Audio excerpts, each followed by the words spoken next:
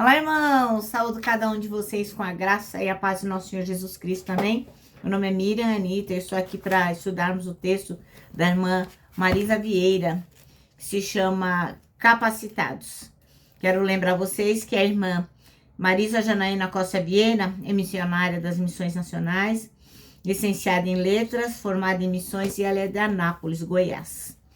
Esse texto que ela escreveu compõe o Manancial, que é um devocional diário produzido pela União Feminina Missionária Batista do Brasil, que oferece para a gente meditações baseadas na Bíblia, que é a palavra de Deus. Tem uma meditação para cada dia do ano. Quando a gente lê a porção bíblica e também une ao texto que a escritora fez, nós somos inspirados, exortados e edificados. Isso vai promover o nosso crescimento cristão e vai nos engajar com a missão de Deus. Como vocês sabem, não fui eu quem escrevi, foi a irmã Marisa Vieira, por isso eu, Miriam Anitta, só vou contar para vocês aquilo que eu entendi, tá bom? Então, vamos orar e pedir ao Senhor que nos mostre o que é importante que nós saibamos. Ó Deus, em Teu nome, pedimos que Tu nos capacites a entender a importância do que vamos estudar, que nós possamos aplicar, que nós possamos ter certeza que o Senhor nos capacita para todas as coisas. Obrigada, Senhor, obrigada, porque sabemos que os seus planos nunca serão frustrados. E para isso o Senhor nos dá condições de participar deles. Em nome de Jesus que oramos. Amém. Bom, irmãos, então vamos lá. Êxodo 4, de 1 a 17. Os irmãos me perdoem que hoje tem um barulho externo forte, mas não tem problema, né? É importante a gente se concentrar aqui na nossa leitura. Vou pedir que vocês peguem aí as suas Bíblias, porque são 17 versículos, né? E acaba ficando cansativo. Então vamos lá, nós vamos falar sobre os dons de operar maravilhas, né? Quando Moisés, então, tá falando com Deus, né? Que Deus fala com Moisés lá no Monte Horebe e diz para ele que ele tem a missão de libertar o povo egípcio, o povo hebreu. E aí o Moisés fica falando um monte de coisa pra, tipo, rapar da boca pra não fazer o que é preciso, porque acha que ele não tem competência. Então replicou a Deus: mas Senhor, eis que os israelitas não acreditarão em minha pessoa, tampouco darão ouvidos às minhas palavras, porquanto certamente contestarão. Não é possível que Yahvé te tenha aparecido. Perguntou-lhe o Senhor: que é isso que tens na mão? Respondeu Moisés: um cajado. Ordenou-lhe o Senhor: lança na terra. Moisés prontamente atirou o cajado ao solo e ele se transformou numa grande cobra e Moisés esquivou-se dela assustado. Então ordenou Yahvé a Moisés: estende a tua mão e pega pela cauda. Ele estendeu a mão, pegou-a pela cauda e ela se converteu em cajado em sua mão. E disse o Senhor: fazei isso para provar aos israelitas que Yahvé, o Senhor, o Deus dos teus antepassados, o Deus de Abraão, o Deus de Isaque e o Deus de Jacó, de fato, apareceu a ti. E disse mais o Senhor: põe a mão no peito. E ele colocou a mão sobre o peito, e assim que atirou, eis que a mão estava coberta com uma doença, semelhante à lepra, esbranquiçada como a neve. Toma, pois, a colocar a mão sobre o peito. E Moisés levou sua mão, enfermou o peito, e assim que a retirou, eis que ela estava saudável como o restante do corpo. Então explicou-lhe o Senhor: assim, se não acreditarem em ti e não ouvirem a voz do teu primeiro sinal, acreditarão na comunicação do segundo sinal. Se não acreditarem nesses dois sinais, nem derem atenção às tuas palavras, tomarás da água do rio e derramarás na terra seca, e a água que tomares do rio se transformará em sangue sobre a terra seca. No entanto, argumentou Moisés a Yahvé: perdão, ó meu Senhor, todavia eu não tenho facilidade para expressar-me, nem no passado e nem agora que falasse a teu servo. Não consigo falar bem, pesada é a minha língua. Respondeu-lhe o Senhor: quem dotou o homem de boca e língua? Quem fez o surdo ou mudo com boa visão ou cego? Não sou eu, Yahvé? Agora, portanto, vai e eu estarei contigo, e te ensinarei o que has de falar e como falarás. Contudo, insistiu Moisés com ele: Ah, Senhor, peço que envies outra pessoa. Então o Senhor se irou com Moisés e lhe disse: Não tens o teu irmão Arão, o levita? Eu sei que ele tem facilidade para falar, e eis que ele está chegando. Vem ao teu encontro, e vendo-te muito se alegrará em seu coração. Tu, pois, lhe ministrarás e lhe colocarás na boca as palavras que ele deverá expressar.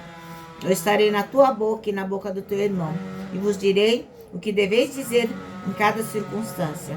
Assim como Deus fala ao profeta, tu falarás a teu irmão, e ele será teu porta-voz diante de todo o povo.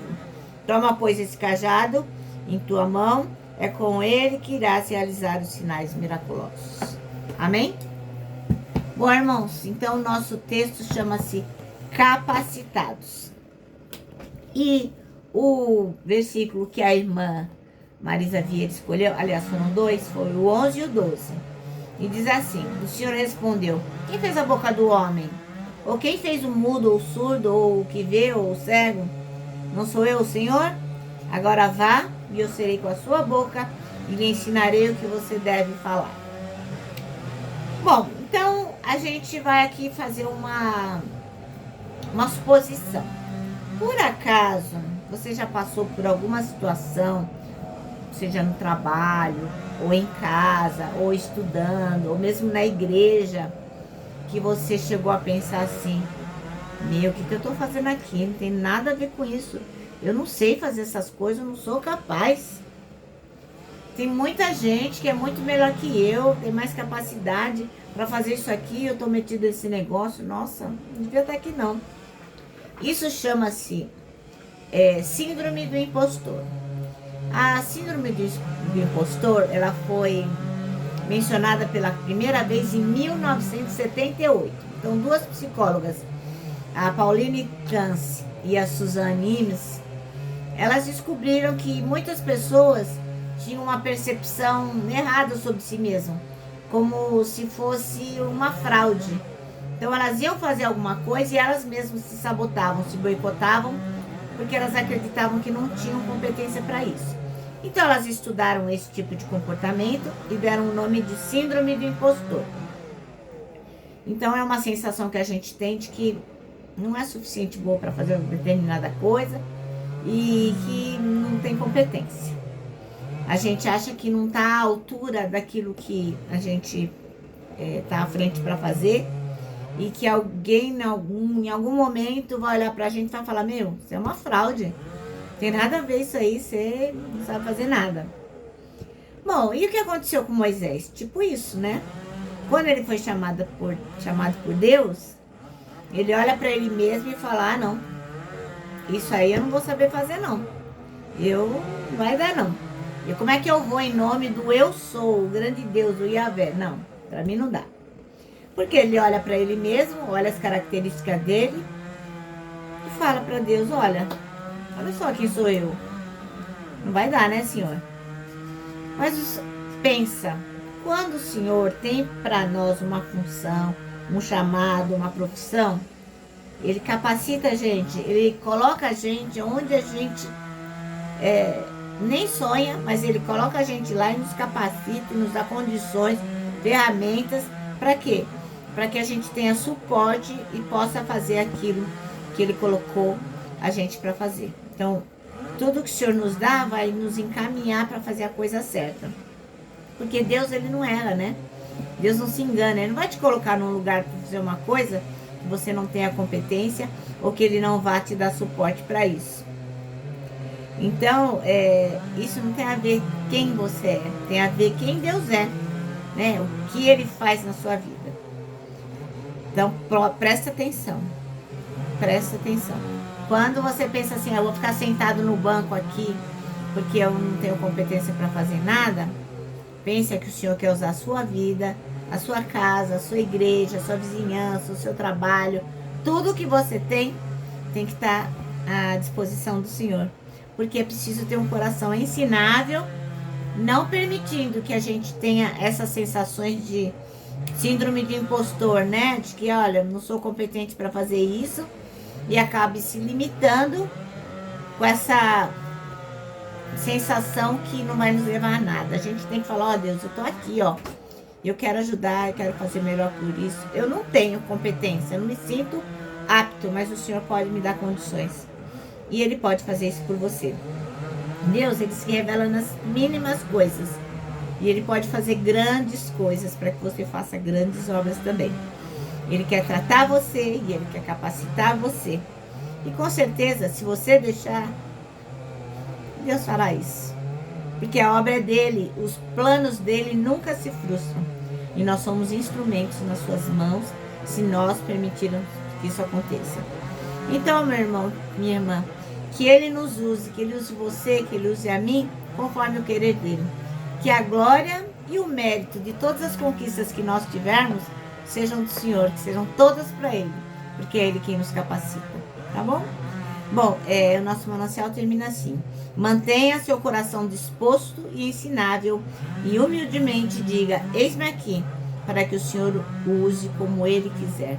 Irmãos, eu amei a mensagem de hoje, mas eu peço desculpas pelo barulho, mas realmente hoje é um dia que eu não tenho outro momento para estar falando com vocês se não for agora.